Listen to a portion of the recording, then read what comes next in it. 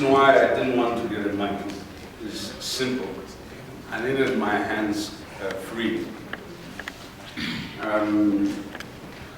This meeting brings a sense of deja vu. The last time I was in the same meeting with Njabulo and Paul, it didn't end well. And as Njabulo will tell you, it was the editors' meeting. You do remember the meeting at Monomotapa, so I'm glad we've changed venue. And it was a decision on whether or not to register under IPA. And at the time, my role was that of Temi, which was they needed a neutral person. I don't know how I became neutral, to facilitate the discussion. After I thought I had done a sterling job, my brother Jeff Nyarota went and wrote a screaming headline, distorting everything that had happened at the meeting and suggesting that I was so powerful as to influence Trevor Nue and Co not to register, which was to the detriment, in his view, of the media profession. Fast forward to where we are now. I've repeatedly argued over the last 18 years that to understand media regulation, to understand freedom of expression and access to information in Zimbabwe, one would have to understand something that I call the ghost of Rhodesian state fascism. That in essence, what this liberated country, which is not yet free, is suffering from, is that ghost of Rhodesia. And in particular, a psyche or approach to state-society relations that was premised on the following logic: supervision and surveillance of all citizen activity and communication under the guise of either state security or defending sovereignty. And of course, this logic was based on another logic, the logic of the Rhodesian political elite that assumed that they were under siege. They were under siege from hostile regional and international forces, and that there was something patently, patiently, implicitly worth defending with their ideology of governance in Rhodesia. Number 3, that co-optation and co-option and fraudulent purchase of intellectual and public opinion. This belief that the only intellectual and public opinion that is permissible is that which either parrots the views of the political class or is quintessentially a praise-singing enterprise. You will, of course, read into that the inescapable reality that Rhodesia was anemic to any form of diversity, that there was an absolutist approach to narrative, that only the view held by the minority that ran the state was the view that was used to substitute all other opinion within the state. And any opinion contrary to that minority view became by law criminal, or by construction subversive, or by imputation terroristic. But Rhodesia achieved this amazing feat by establishing a state monopoly on the ability to tell lies, to malign, and to propagate propaganda. So no one else had the right to tell lies. If they did, it became defamatory or some form of criminal entity.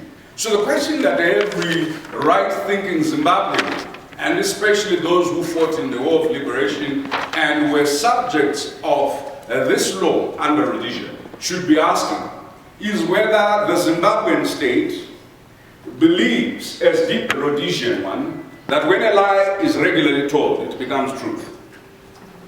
Whether the state also believes, as the Rhodesian state did, that narrative is important to defining national conversations and dialogue generally.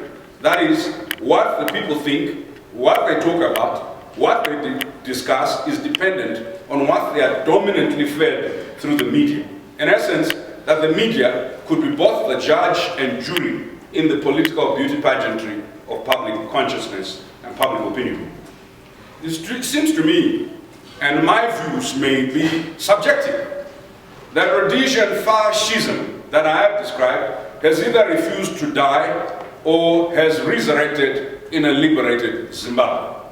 If not controlled by the entire state, then controlled by factions within the state. What is different from 2013 is sitting in 2017, you hear factions within the ruling Zanu-PF claiming that the media is being used as an instrument of exclusion, repression, and distortion by another faction.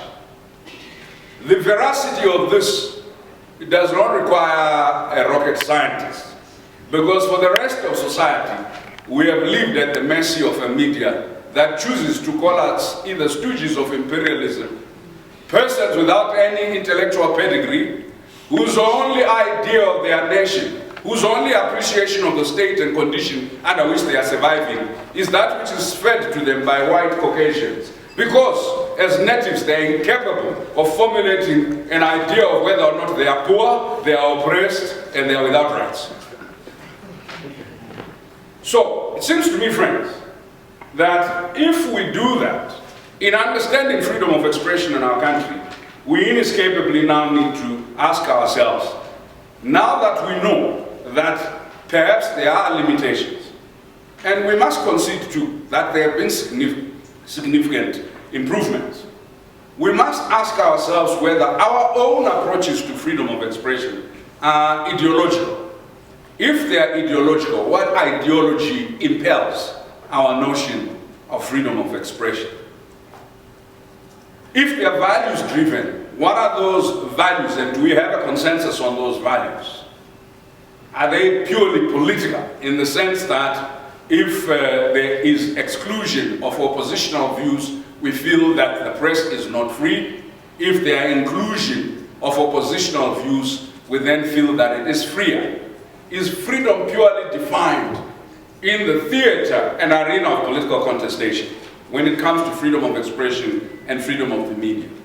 Are we not seeing, even within the opposition, a Rhodesian fascist inclination to repress any form of idea that is inconsistent with the dominant, even in those spaces? So I want to suggest to us that perhaps the logic of anti-diversity has become embedded in our political psyche. That before I do an analysis of the laws, we must do an analysis of the neighborhood, the environment, the soil, and the political climate under which we are functioning. It is my own considered opinion, friends, that we have all become an increasingly intolerant society, and that we only protest at that intolerance which is transacted by those who dominate the state, and are incapable to point out intolerance transacted by others who may not, as present, have power to dominate the state, but still dominate different spaces, whether they be civic or political. So for us to have an honest conversation about freedom of expression, we need to de-Zanufy and de-NDC-fy it, so that we can have an honest conversation about the level and the extent to which not just the media reportage, but our general approach to how we share information, we permit or do not permit expressions, and to what extent we actually are tolerant towards views that are alternative. What is that common sense approach, colleagues? It seems to me, therefore, that the inquiry today is not purely what the Constitution says, and I hope that I will be able to say what it says. The inquiry today is what is really happening. What are those vital processes? What are the constant developments that we're seeing?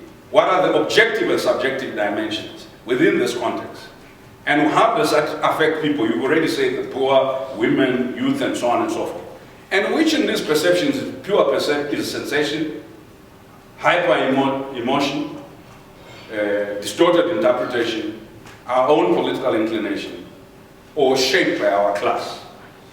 Once we've defined that, it is useful for us to then accept the problem that we are looking at is not purely a problem of a dominant state, or a dominant political party that is controlling a media that is largely state-driven.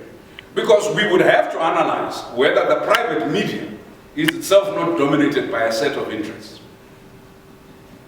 And when we ask what set of interests dominate that private media, we would also have to ask, the same way we're asking about the state media, whether those interests are in essence anti the spirit and the letter of the new constitution. So we have two polar powers of dominance within the media. One private, and then by assumption we have thought it was democratic. And another state, and by assumption we have thought it undemocratic. But could the reality be we are stuck between the tyranny of the market and the tyranny of the state, and in between the truth of citizens and their objective interest is distorted? Because, as they say in Shona, when elephants fight, the grass suffers. When they make love, it suffers. The issue is really the size of the elephant and not what they are doing. So my friends, having said that, and it was a long introduction, I want to take us back to what is the practice. So we are 4 years now into the new constitution, the 2013. No real meaningful progress has happened towards the review of AIPA, the Criminal Law Codification and Reform Act, Broadcasting Services Act, Official Secrets Act, Post and Telecommunications Act, and sections of the Public Order and Security related legislation. So in some way, freedom of expression is under threat constantly because the law that is applied, the law that determines the orientation of coercive arms of state, is still pre the 2013 Constitution era. So we are stuck between what the biblical text calls new wine and old wineskins. The expression of any law, the life it is given, is dependent on the vehicles and instruments that implement it. So the orientation of both journalists is to focus on issues of national interest and development stories. And herein is the dominance. So if you are not being beaten, you are being told what you must reflect upon. And there have been reports of arrests, which Human Rights Watch in its global report refers to, whether it's Garkai Chaunza, Edgar Gweshe, Chris Mahove, James Jemwa, Kumblani, Zamshia, who the police arrested in June when they were reporting on protests in Harare. And there are others. I mean, lots of people who were arrested, who've been arrested, journalists who've been arrested. So you would ask, was this constitutional? So of course the answer is no. It was not constitutional. So if it was not constitutional, what does this constitution say? Right? So you have this Article 2 of the Constitution that says this constitution shall be the supreme law of Zimbabwe. That any law, practice, custom, or conduct which is inconsistent with it is invalid. That's your Article 2. And the obligations imposed by this constitution are binding on every person, natural or juristic, including the state and all executive, legislative, and judicial institutions and agencies of government at every level must fulfill this constitution. That means the military, that means CIO, that means every layer of government must abide by this constitution. So the Article 3, which enunciates the founding values of Zimbabwe, makes one of the founding values this supremacy of the constitution. And then, of course, there are duties to promote the constitution, which can include everything, including this workshop. And Article 8 is interesting because it talks about appointments to public office that must be based purely on merit, and then measures that are taken to eradicate all forms of corruption and abuse of power by those holding political and public office, and one would assume also civic entities. This means the issue of corruption in private and public media is a critical component of freedom of expression and access to information. So it is useful that we don't have binaries. The constitutional text was not designed so that it curbs mortgage journalism only by state journalists. So Article 46 deals with the interpretation. It says the interpretation of this constitution must seek to give full effect to the constitution, right? And give full effect to the rights and freedoms enshrined in the constitution. And also to international law and treaties and conventions to which Zimbabwe is party, okay? And this means that international conventions on freedom of the press, freedom of expression, and freedom of association, which we have signed, by the way, have full effect when we interpret. So any gap in our law, it is no longer sufficient for us to say our acts of parliament do not fully provide for this, because the Constitution has helped us to cure those gaps by referring us to how we interpret any failure or act of commission by the state or state officials. So when you look at Article 57, which is the right to privacy, and I'm starting at privacy and interpretation because it's important to understand it, because part of the reason why journalists are arrested and harassed is often because people want to get access to their sources.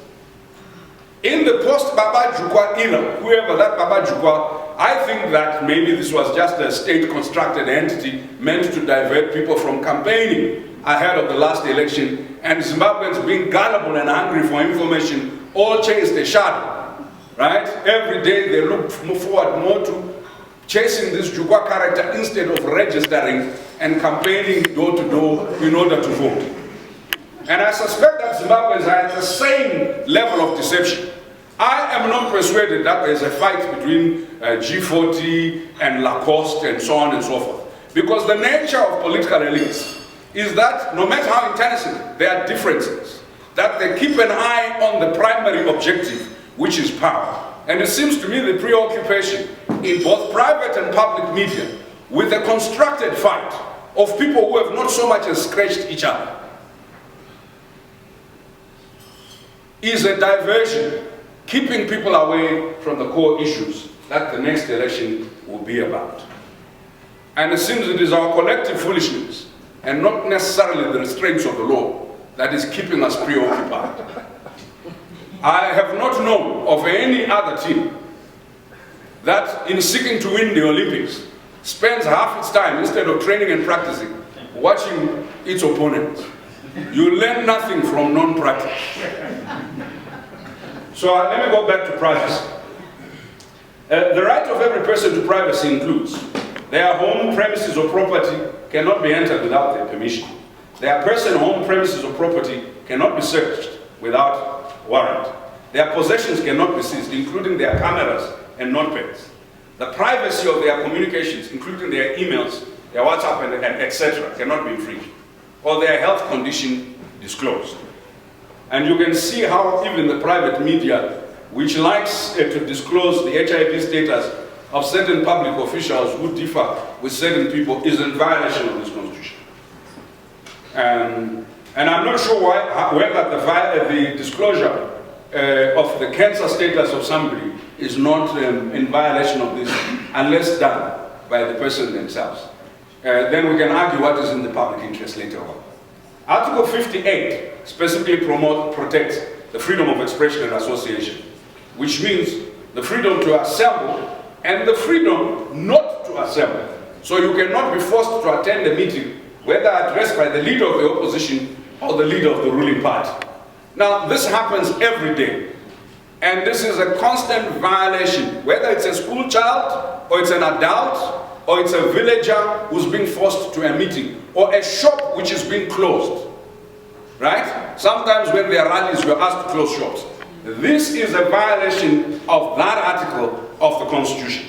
Article 59, freedom to demonstrate and petition, which is the right of every person to demonstrate and to present petitions, but these rights must be exercised peacefully.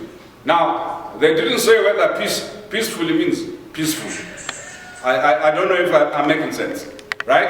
That members of certain parties seem to have the monopoly. When they demonstrate, they seem to be allowed to violate, to victimize, to push out of the way motorists and others. So this right is a critical right, because whether it's the hashtag movement and others who started this demonstration, when they were arrested, it was in clear violation of this. The state cannot make a vague allegation of a violation of state security to sustain impingement of this right, the freedom to demonstrate and to petition. it is contrary to the law. Any other law that is used to interfere is contrary to the Constitution of Zimbabwe. So now you have this freedom of conscience, of course, which is freedom of thought, opinion, religion, or belief. Now, colleagues, you are free not to believe in any of the political parties in Zimbabwe.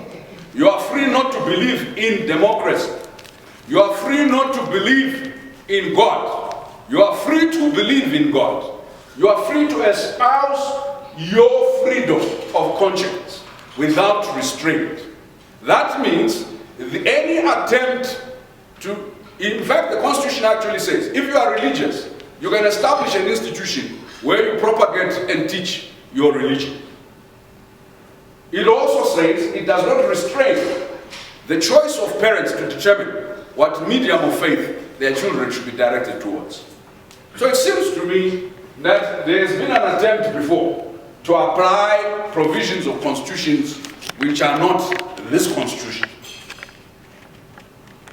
So my friends, if you move away from this freedom of conscience, which is one of my favorite ones, the freedom of expression and freedom of media includes, as was said in the opening remarks, artistic expression, scientific research, and creativity. Now that means you can cartoon a public leader, whether they be the president, leader of the opposition, or an MP. Every cartoonist has a right to caricature, to express. The bounds are that you cannot necessarily mock his religion. But anything else in the public interest, it's fair game. The second one is the freedom of the media also applies to the regulation of airwaves and other forms of signal distribution. Someone is going to have to challenge the monopoly of the established under the Broadcasting Services Act. You know, if I had time, in the paper that I was sent, I discussed the Broadcasting Services Act, I discussed the Post and Telecommunications Act, and the history of challenge by Retrofit Holdings, later on by Strive Masiwa Holdings, and so on and so forth. Truth of the matter is, what we seem to have, the control by government or by political or commercial interests of any media to the exclusion of others is contrary to the Constitution. Can I repeat that? Section 61 says, this freedom includes protection of confidentiality of journalist sources of information. Broadcasting and other electronic media communication have freedom of establishment, subject only to state licensing procedures that, one, are necessary to regulate airwaves and other forms of signal distribution, two, are independent of control by government or by political or commercial interests.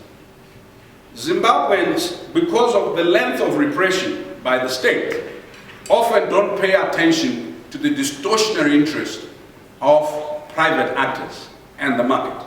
So what has happened is those within the state who have money have realized that you like complaining only about state-controlled media. So they've gone and bought the private media.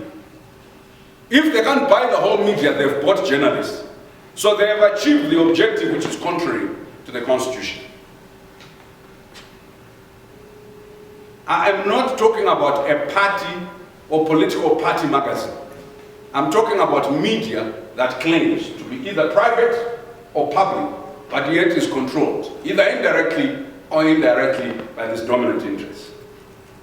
Then state-owned media must be free to determine independently their editorial content of their broadcast and other communications, must be impartial, must afford fair opportunity for the presentation of divergent views and dissenting opinions.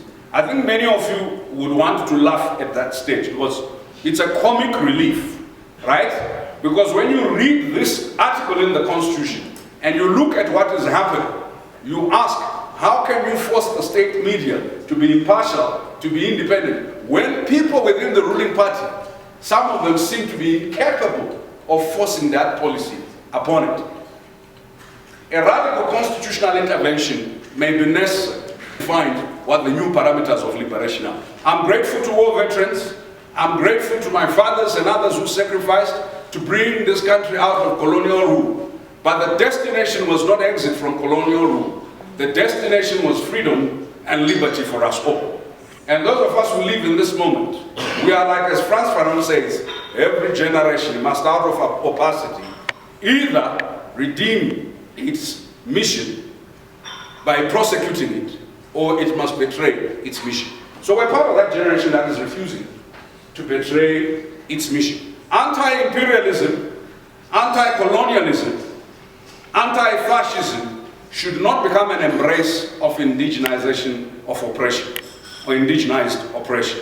Why? Because Samora Machel said, we fought to liberate Mozambique, not only from external and imperial forces, but from forces within us who would capture institutions, capture the state, and capture the direction of our development without the consent and consensus of us all. This conversation is not just about freedom of expression for the sake, I must end with this because I could go on forever. So when after independence I was with an uncle of mine, they all were guerrillas and so on and so forth. So he gave me a sense of definition of freedom that sometimes I think civil society and government. So what happened, we went into a place, there used to be a supermarket called Gordon's. How many of you remember Gordon's? Okay, you don't, right? So we walk into this supermarket, and then he was wearing his doctor's coat. So he put, he put something in his pocket, and we had paid and left. When we got into his car, he realized he had something in his pocket. So he walked back into the supermarket. And this, so he tells the teller that I forgot to pay for this. Nobody had realized. I've come to pay for it. So they called the manager, who was a white lady in her middle ages. And the lady started saying, oh, the problem with you people, so you were. So immediately, this gentleman did something that must never be done, because we've been campaigning against sexual and gender-based violence. But he slaps this woman and then starts abusing her constantly, until even as a small boy I felt uncomfortable. So I dragged him in the car, then said, but uncle, why? He says, in fact, during colonial rule we couldn't even answer these people. Now that we are liberated, we must insult them and tell them who is in charge. Now, this idea of defining liberty, either as the capacity to insult the white person or the capacity to insult Zanu-PF, seems to me a limited narrative. So if there's anything I've come to say today, is that freedom of expression within this election must fundamentally mean the freedom to analyze abuses of public office, abuses of private office, abuses of public trust, anti-development ideas, things that go beyond the ethical parameters, and etc., and etc. Why is this important? When we addict a people to over-personalized narratives, one thing that we disable is the capacity for any election based on issues. Because we push people back into being Zezuru, Karanga, Ndebele, Tonga, and so on and so forth. Whilst these identities are important, I have not gone to a bookshop or gone to a butcher store or gone to a grocery where the price of bread for Ndebeles is better than for Shonas, or for Zezuru is better than Karangas. So talking about this is that all people within a certain class who don't have access to steal from the state or from the market, if you belong to that class, whether you are a working class, employed or self-employed or unemployed, the generic poverty and underdevelopment of the state affects you equitably without tribal distinction.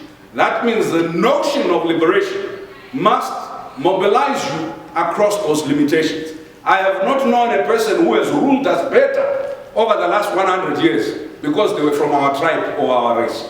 We have experienced oppression from white people, so we know they can be bad. We have experienced oppression from black people, so we know they can be terrible. From Shonas, from Ndebeles, from Zongas, from so on and so forth. So the limitations on liberty and freedom, where is no tribe? That means the definition of the freedom, because freedom of expression must also mean the expression of freedom, or its definition through our expressions. Otherwise, all it becomes is this right to insult without legal consequences, whether through criminalization and etc. I know that in the West, this is a measure of freedom. But when you have unemployment levels above 85%, in a country where over 95% of the population is under the age of 54, and 4% are above the age of 60, and the 4% seem to dominate economy, dominate politics, dominate the state, freedom of expression must also entail saying to the ones who are 95%,